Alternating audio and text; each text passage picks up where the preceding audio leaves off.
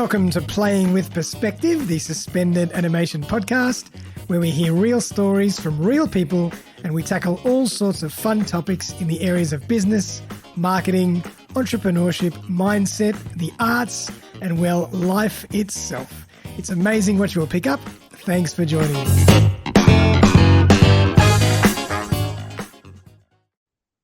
Well, welcome everyone. Another fantastic episode of Playing with Perspective, the suspended animation podcast. I'm Darren Saul, your host.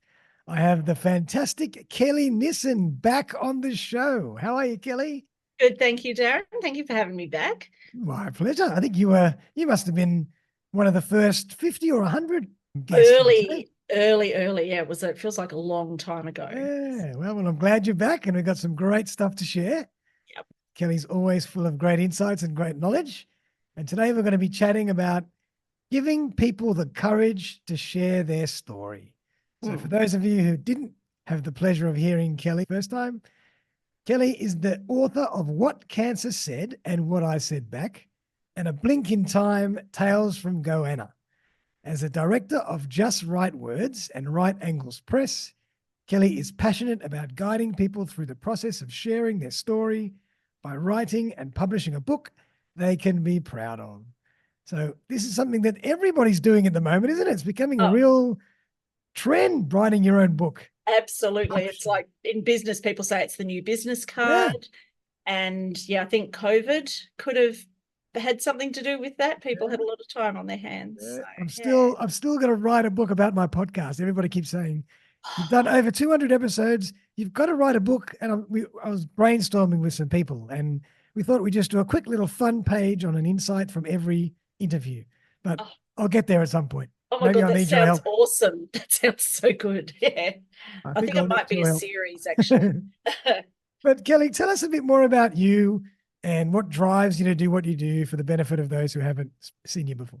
Yeah. Okay. So and people will have heard this story before if they've talked to me or seen me. So I was a teacher for 26 years. That was my blinkers on career. It was what I wanted to do since I was 8. Wow. But 26 years down the track, and I'd burnt out. I wasn't enjoying what I was doing anymore. And it actually happened a little bit before. It was like 20 years in.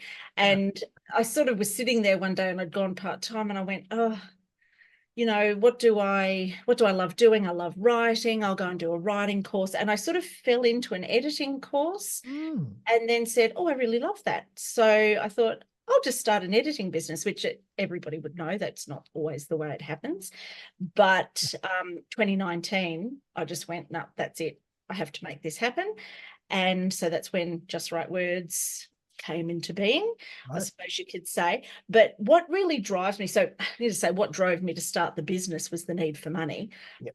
But I love editing and I love playing. I love playing with words and that sort of thing. But what I've discovered, having sort of mentored in some way a lot of people now through the process of writing the book, is that the joy that somebody feels and somebody has, and you can see it in their face and what they say when they hold up a book that they have written and it's got their name on the cover and it's their words inside, that joy is infectious. But sometimes I think I get more joy out of being part of that process than the actual people. Like people will say, I got a contract or I published my book, and I'm like, oh my God, that's so exciting. I must have a copy, and I've got like hundreds of books here. But it is that shared joy, knowing that somebody, that I've played a little part in helping somebody express themselves in some way and to have a voice. And tell their story, because everybody wants to tell their story. Everybody's so passionate about their own, their own journey. Absolutely. And why do you think a lot of people shy away from it? Okay. So for sharing their story. Yeah. So I will answer that question by way of a story. Yeah, sure. In that in 2017, I had got a breast cancer diagnosis, and I just started the writing journey at that time, and a writing mentor said to me, you should write your story, your breast cancer journey, like a journal. And I'm like, how would I want to do that?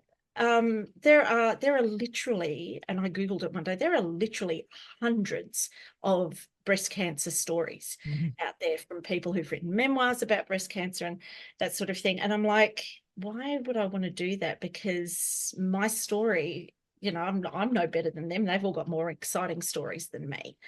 And I think that's the crux of it, is that everybody thinks, oh, like, I'm passionate about my story, but nobody else will be, and somebody else will write it better. It's that imposter syndrome that kicks in. And I think, in a way, the Australian tall poppy syndrome, where we don't necessarily appreciate people who are big noting themselves. Because our culture is very humble, and we always like to just be modest and, not put ourselves on a stage. But sometimes it's important to do it in a nice way. 100%. And I think too that when you do, so the reason it's so important that if you have a story inside you, whether it's fiction or memoir or whatever it is, if you've got something inside you that you're passionate about, it's really important to get it out, because if you love it, somebody else is going to love it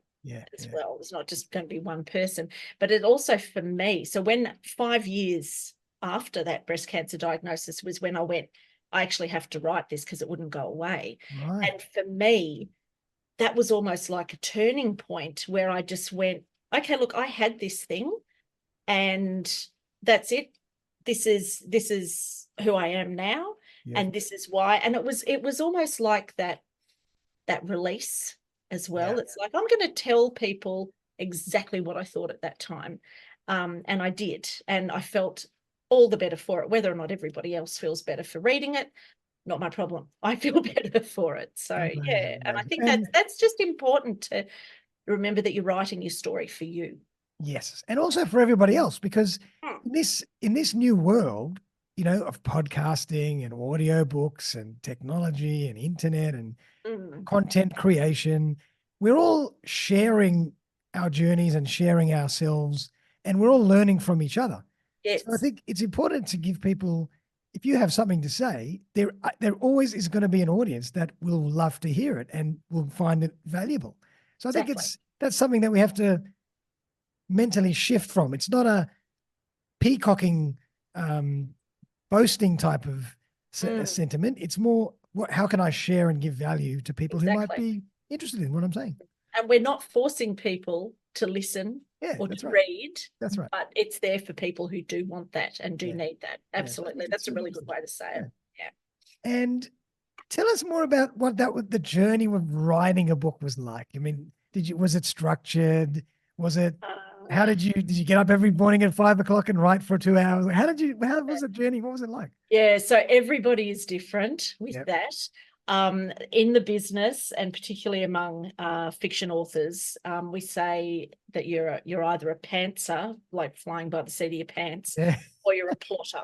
When you've got everything really structured and that sort of thing. Now, that also applies to whether or not you have a writing routine, or whether you grab sections of time during the day. And I always say to people, because people are like, oh, I'm not getting anything done, blah, blah, blah, blah. And I'm like, you have to write at the time that suits you. If you're not feeling it, you're not going to write. And that's a really frustrating thing to hear. So for me, with my 2 books, the first one, which was my memoir, it came fairly quickly. And I was actually, I'd started it and I had a rough structure. And then I had a few chapters, and I was going away to Tasmania for 2 weeks on like a self-titled like writer's retreat. It was with another friend. And I just went, I'm going to finish this book while I'm away. Wow. And I basically said, right, I'm going to sit here and I'm not allowed to do anything else until I've finished this chapter. And that's what I did. And that worked for me for this book. And then came the bit where I had to tidy and move and have self-doubt and all that sort of thing. With the second one, with A Blink in Time, the process for that was quite different, because this grew from interviews with my dragon boating team that I'd done for my first book. But then it turned out I couldn't fit all their stories in, because their stories run to 97,000 words. Wow. And so with this one, I did the interviews and I tidied the interviews, and it was a little bit more stressful because I wasn't writing my story. I was writing for somebody else, and I had to actually, I felt accountable for that. And I wanted to do these ladies justice, because they just bared their soul to me, and told me stuff that, like they said, they'd never told other people before, and I was going to be putting it in a book. And that's a huge thing for people to do that. And so there was that element, things I just knew I had to make it right. And then there were the joining bits, because I didn't want to just plonk 22 stories one after the other with no connection. Yeah. So I had to figure out a way how to join them together. So I did that with a narrative of a dragon boat training session. Oh, very cool. And then I had to make it fit. So there was a lot more molding and restructuring and hair pulling and that sort of thing. But yeah, so for everybody, like those two books, the process was very different. For me, I found that with the second one, if I sat down and I wanted to write, I said I was going to write and I didn't feel it, I couldn't do it. Yeah. Or if I pushed myself, it was rubbish. Yeah, exactly. And that's a really good point, because if you sit down and force yourself to write, you're only going to come back a day later and say, this is rubbish, I've got to do it again anyway. Exactly. So what's the point?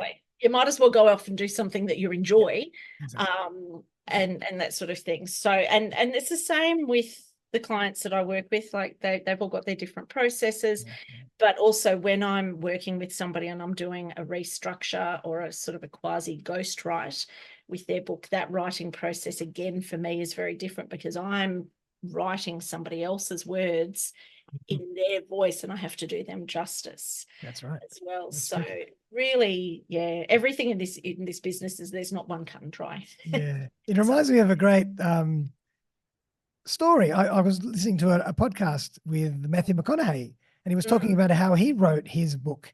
He released a book a couple of years ago called Green Lights, I think. Fantastic book. And he narrates it so well as well. It's an audio version as well. Oh, I love it when the author narrates it. So do I. Yeah. And he said he basically just went to the desert, I think, in a trailer for a couple of weeks and just wrote the book. Like he said, I'm going to just disappear. His family said, all right, you do what you got to do. And he went there for 2 or 3 weeks or a month and just wrote the whole book. And it's a brilliant book.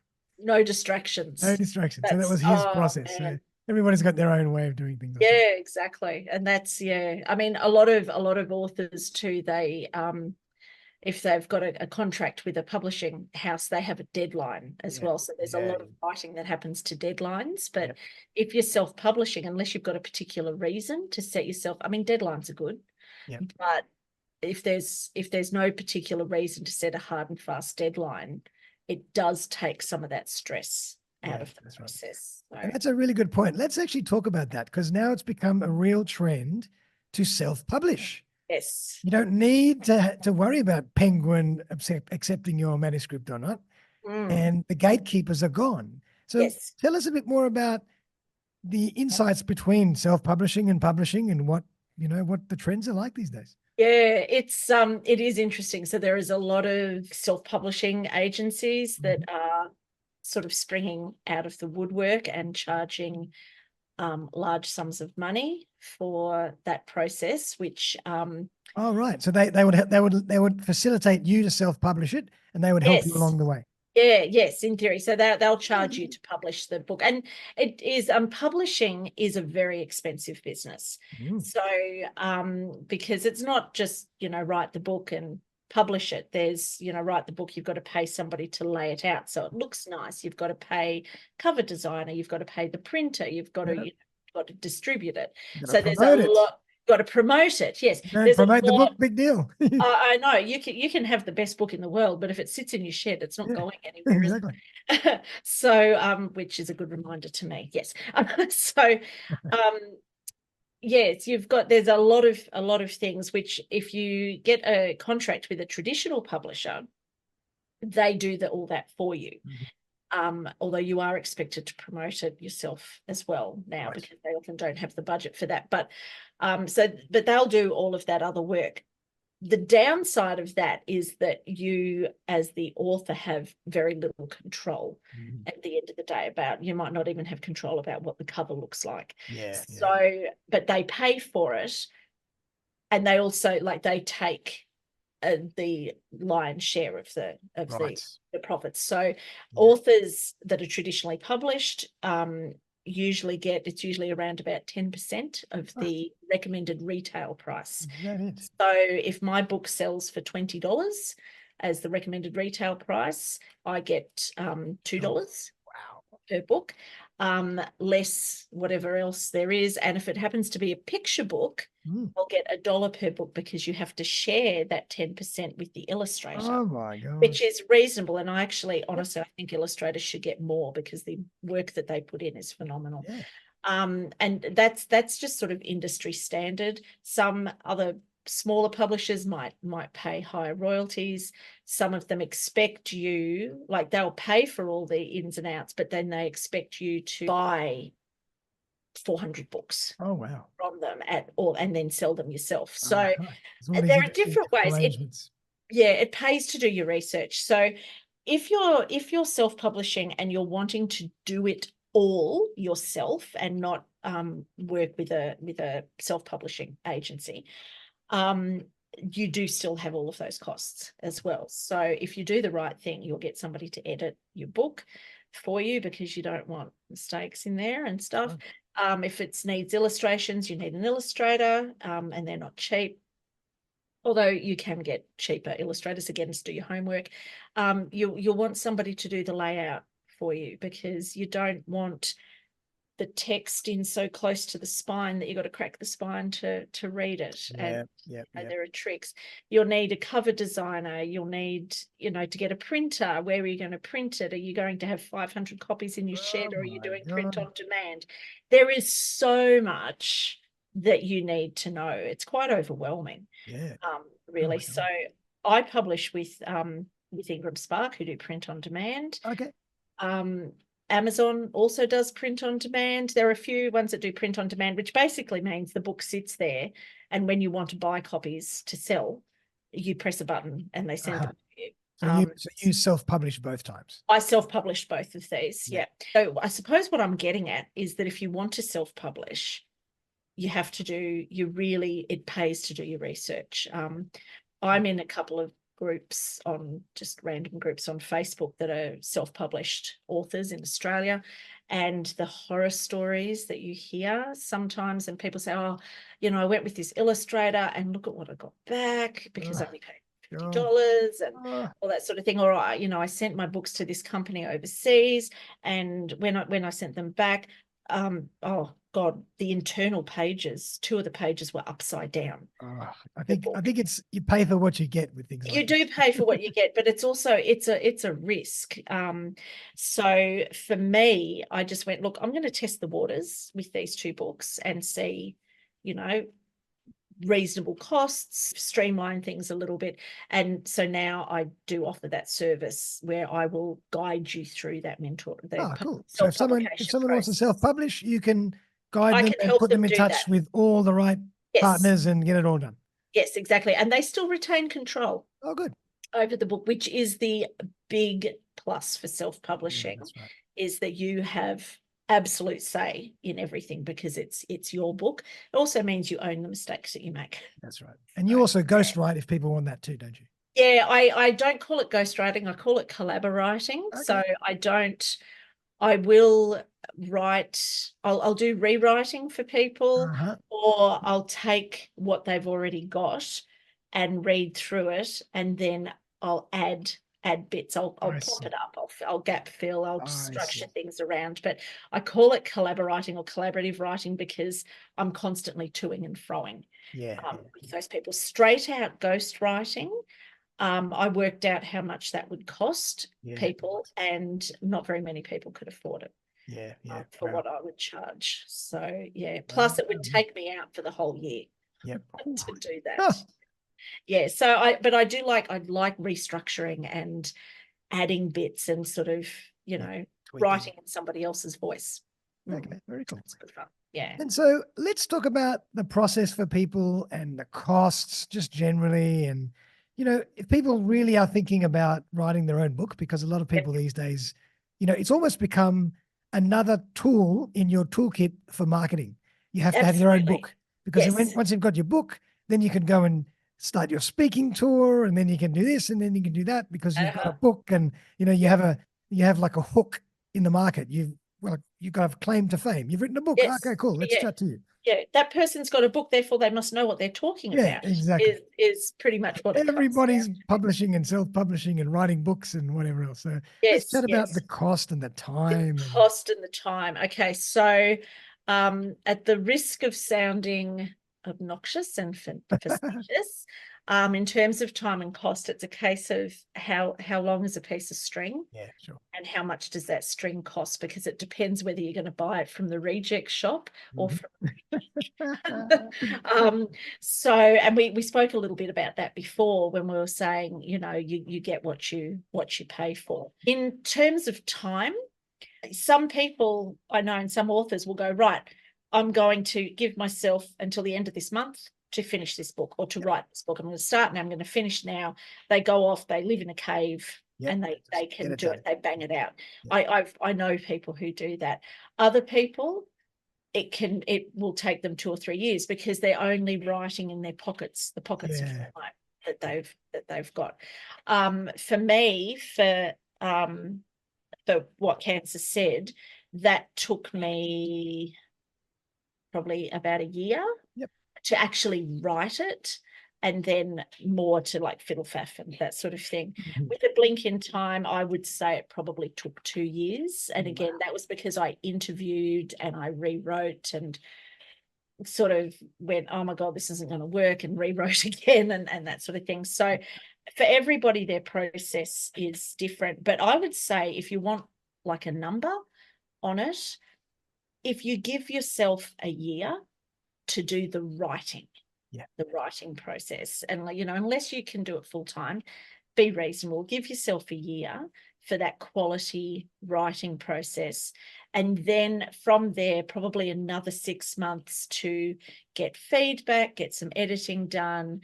And once you're actually happy with the finalized manuscript, so for A Blink in Time, the wonderful Claire McGregor did my layout and my cover. And it took her, from when I first sent it to her to when she sent me the final proof, it was about 2 weeks. Oh, God. So that process is short. And again, my book, it wasn't full of photos and that sort of thing. So it depends on the book. But once you've actually, it's the actual writing of the manuscript that takes the longest, and the getting the feedback. In terms of cost, again, you get what you pay for. With me, if you were to do, so I do a full package now, where we go from idea right through to self-publication, should people want that, and you're looking at around about $10,000 in total. But people, you can jump on and jump off with mine wherever you like. So I'm not going to say pay me $10,000 and you'll get a book at the end of it. There's a lot of, okay, well, if you want this graphic designer, part of it or whatever, but if you want this graphic designer versus this graphic designer, there's going to be a cost difference. Or if you want to do that part of it yourself, great, go and do that part of it yourself. Come back when you're ready. That's sort of, I like the flexibility myself, and so I want to offer that flexibility to other people as well. That's pretty reasonable when you think about it. From A to Z, you're holding their hand, and put them in touch with everybody that's needed, and get the whole process done. That's pretty reasonable. I think too, with a lot of people, once you actually explain the process to them and say, look, go here, try this, do this. And if they know that you're there to catch them if they fall, most people can do this. But if you don't know what the next step is, that's where it's really hard and time consuming. So that's what I like to think that I offer, that. And I've now experienced it, and I have significantly less hair because because of the process, but I've done that for people. So Love it. Love it. And what about audiobooks? Is everybody doing that as well? it is becoming a lot more popular. Because I love it. I love audiobooks. Yeah, see, I have forced myself to take out an audiobook subscription because I am not a good listener when it comes to like long-term listening. And I'm like, I need to improve that. For some people who don't have that time to sit down and read, the audiobook is a really, really good option, particularly when whoever's reading it, whether it's the author or not, has a really good voice. And that's the hook too. Like I've read lots of books, or audio read lots of books because I'm a terrible reader. So I can read a book or listen to a book in a couple of days, but to read a book will take me a couple of years because I'm just a terrible reader. But it's got to be read with passion, and it's got to be clear, and it's got to be engaging. Otherwise, I start to fall asleep after like 10 minutes. Yeah. So, I know. And there's been some, like, I loved 10 Steps to Nanette because that was narrated by Hannah Gadsby, who did a beautiful job. There's been a couple of others that I've listened to that I've gone, it's like pulling teeth because I didn't like the accent. So, but it is, and putting together an audiobook is an expensive process. Right. And I haven't quite, I've got to get some other, things in a row, ducks in a row before, I sort of think about that. However, a friend of mine, AJ Collins, who is a gun editor, she's absolutely brilliant. She is just starting her audiobook business. Oh, good. And yeah, I've heard a couple of samples of her work, and it sounds wonderful. So that's great, because I wouldn't know the first thing about how would you start. Like I could easily just get a microphone and just read the book, but then what do you do after that? Yeah, I know. It's like there is, I did actually look that up. And Audible, which I assume they're owned by Amazon, right? There is a little thing where it says, oh, here's how to actually do your own audio book and upload it. So I think it's sort of, for that sort of thing, it's going the same way as getting your book up on Kindle, for example. Like you can actually do that yourself.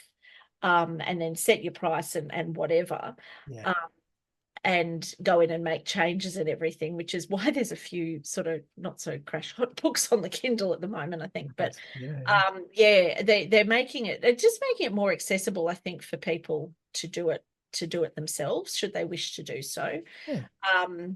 Some people say to me, oh God, you must be scared with all these people who can do it themselves. I'm like, no, not really.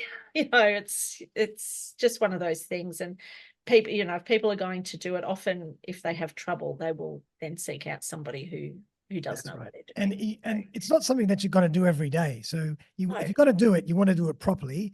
And so you might need some advice and some guidance along the way. 100%. Yes. Sort of like podcasting, right, Darren? Yeah. It's not going to be just, I'm just going to put one together, and if it doesn't work, I'll put another one. It doesn't work like that. Yeah, exactly. I love it. Well, Kellie, tell us a bit more about your two books. I'd love to hear more, and I love the audience to learn more about your two books. Let's see. Yes. So What Cancer Said and What I Said Back is a nice short read. It's only about 30,000 words. And it basically, I've sort of described it as a quasi memoir because it doesn't follow a proper memoir format. So it does, in the sense that it is all about the breast cancer journey. But what I've done is I've given a voice to breast cancer. And I've also given a voice to the 9 emotions that I identified that I had it. And so it is, originally I was going to call it Conversations with Cancer, but apparently there's another book by that name. But it's basically me.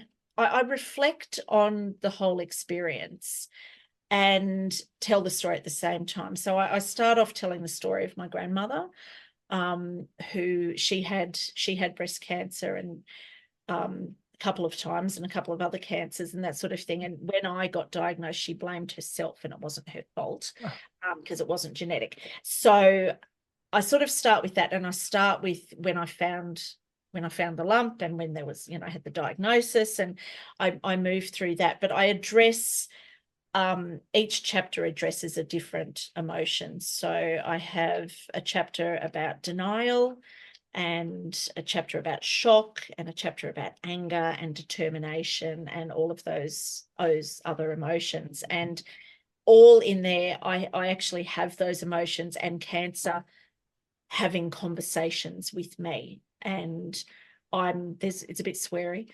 And I basically reflect on why I think I got the cancer and what it did for me. Mhm. And my ultimate line actually is that the year I had breast cancer was the best year of my life, which is what drives me, because everybody says, oh, it must have been so horrible. And I'm like, no, actually, it wasn't. It was the actual treatment that wasn't so nice. Yeah.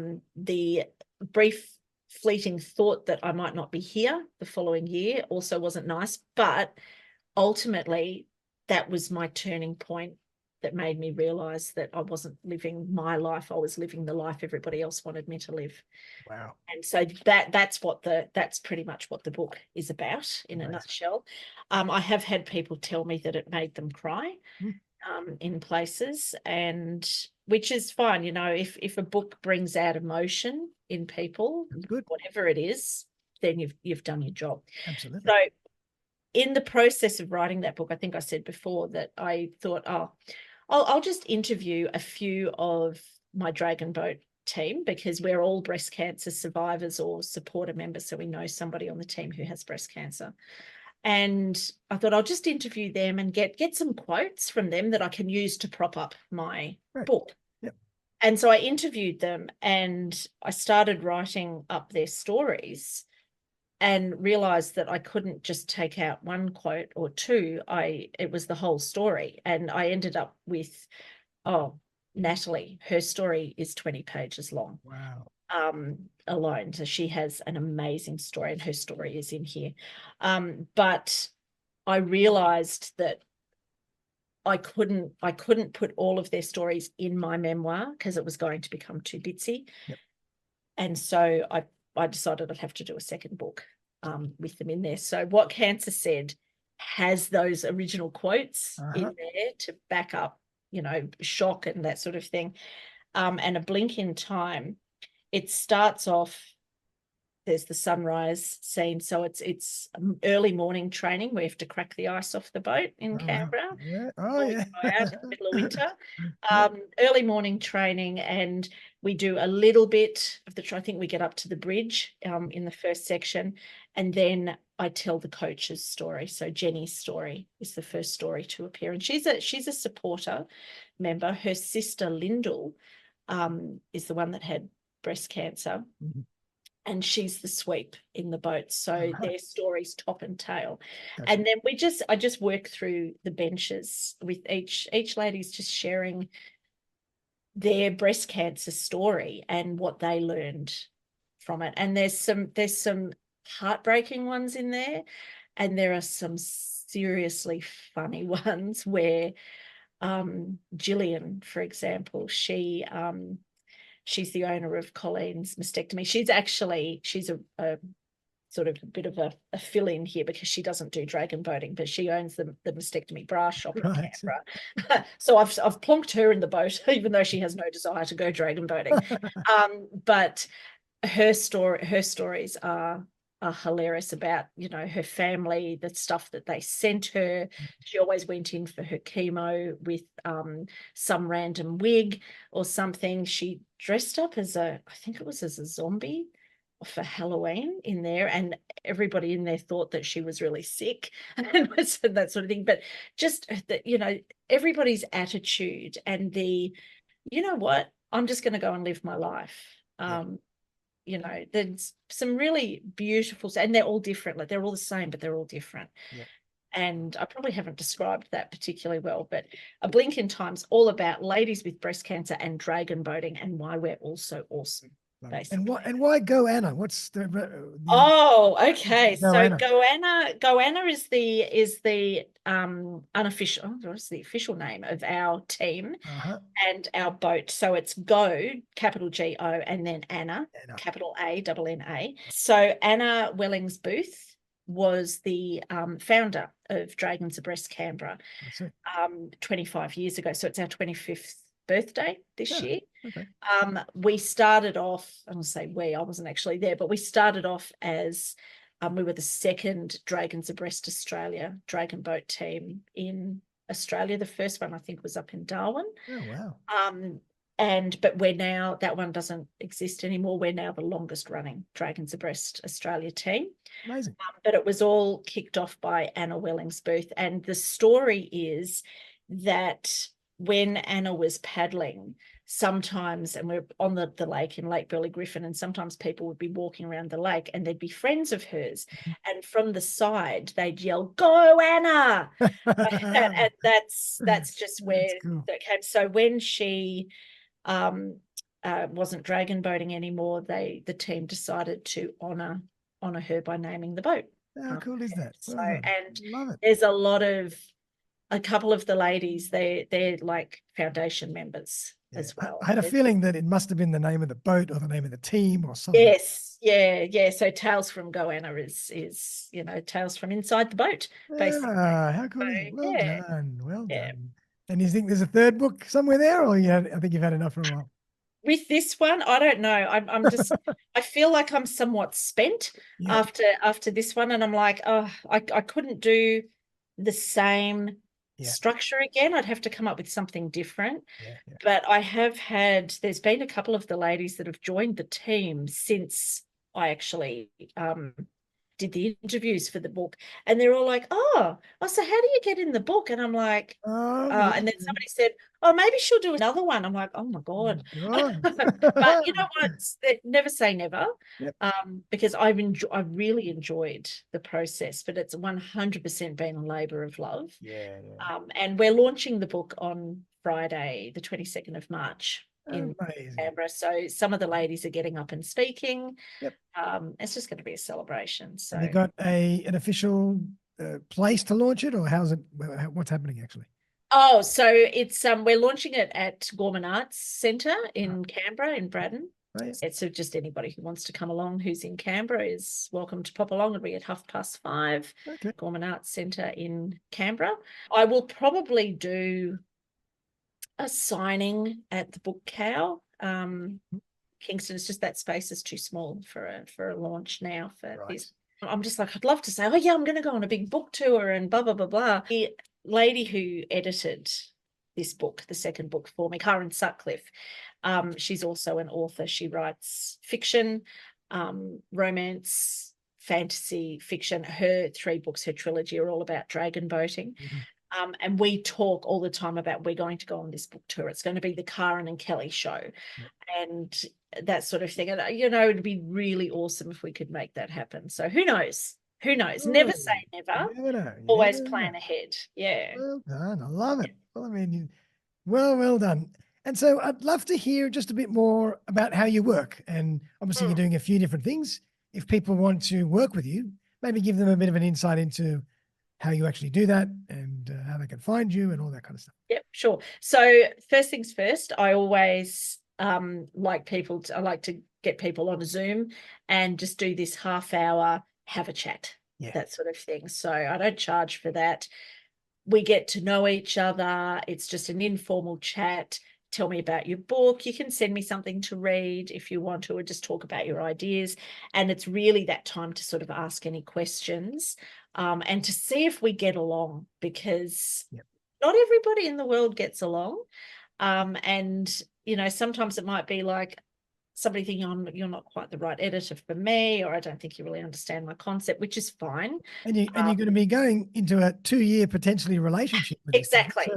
Better make sure you find the right one. We've both client and editor. We have to sort of like feel each other's story and sort of understand how we work. So that to me is really, really important that we do that. And so in that meeting, if somebody says, yep, definitely I want to work with you, that's great. We'll then go on and we'll set goals and we'll have a look at, what they need, and then I'll work out a pricing structure from there and just touch base with them regularly. So once we actually start, it is, and I can't give you a definitive answer again, it is 100% driven by the client. and what they need. So if I'm working with somebody who needs coaching in how to actually structure their story, that's often a lot of Zoom calls, a lot of brainstorming.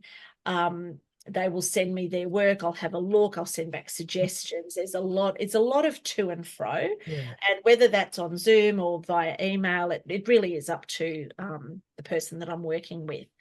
And we'll just go through the process. If they're at the stage where they're like, okay, look, I've got this book. I've done 5 drafts on it. I don't know what else to do it. I just know that it's not right. Yep. Then we'll enter into that. I'll do maybe a manuscript assessment and say, look, this is what I think, or it might be a structural edit or whatever. So it's all about what that person needs at that time. So I run a lot on packages, and it makes my scheduling tricky, but I'm all about working with the individual, not okay, here's my program. This is the next step. Yeah. Okay, well, what do you need? What do you want? I suggest blah, but what do you want? What sits well with you? So, and it's my preferred way. I think it's probably the teacher in me that, is that preferred way. So driven by the client. How do people find me? I am really proud to say I've never once paid for advertising. I'm so proud of that. It's such a little thing. But and now it sounds like I'm big noting myself. But anyway, I find a lot of my clients through networking, as you would know, but a lot of my work now is through referrals. So if somebody has worked with me before, other than that, LinkedIn is a very good place to find me, or Instagram, depending on what your social media of choice is. So LinkedIn and Instagram, both under my business name, Just Right Words. You can find me there. My website, justrightwords.com.au, or just email me and say, hey, I've got this. What do you reckon? I like to think I'm responsive to emails and that sort of thing. But anybody who's got a story, bring it on, I reckon. Love it. And there's some examples of some books that you've worked with. Yes, yeah. So these are, I need to actually update this and get, there's been a lot of new ones out recently. So yeah, it's exciting. And every single one of those I love. Fantastic. That's so cool. Yeah. Well, Kellie, it's been an absolute pleasure to hear your story, to learn a little bit more about your journey. And I wish you the best of luck with the book launch. Thank you. I'll make sure that I put those details in the show notes. So if people are in your area and they might want to go along and be there for the book launch, they can do that. Yes, and they're more than welcome to come up and say hello. Also, too, if they want to buy my book, you can buy it through my website. Perfect. I'll make sure we link to that as well. Yes. And that's been absolutely amazing. Anything you'd like to leave us with before we finish up? Just own your story. Just if you have, I think I said this before, it doesn't matter what you're writing, whether it's fiction or non-fiction or memoir or whatever, if you're passionate about it, if you're sitting there writing it or thinking about it and it makes you excited, then somebody else is going to love it and you've got nothing to lose. Absolutely. And you've only got regret if you never do it and you'll think, why didn't I do it? 100%. Yeah, exactly. Yeah, just do it. Just do it. But that's a Nike slogan or something. That's right. Just do it and stop procrastinating and enjoy it. Because the second you stop enjoying it, that's right. It's gone. So yeah. Well, that was really, really great. Great to have you on the show again. I'm sure we'll see you again on another episode. So. And everyone out there, please check out justrightwords.com.au. I'll put all the details in the show notes. And we want to wish everybody a fantastic weekend. Absolutely. And we'll see you very, very soon for our next episode. So, Kellie, thank you so much again. And we'll see you very soon. Thank you, Darren. Cheers, guys. Bye. Thanks again for joining me for another episode of Playing with Perspective, the Suspended Animation Podcast. If you would like to join me as a guest on the show, I would be delighted to collaborate. Feel free to buzz me on 0414 659 800 or email me on darren@suspendedanimation.com.au. I'm always on the lookout for great guests who can share their stories and expertise with my community. Also, if you have been thinking about putting your own podcast together and not sure where to begin, look no further. I run a really simple 3-part podcasting course, one-on-one with me, where I walk you through the entire podcasting journey. You'll end up with a fantastic new podcast to start sharing right away. Feel free to get in touch to discuss further. But for now, though, have a fantastic day, and I'll see you next time.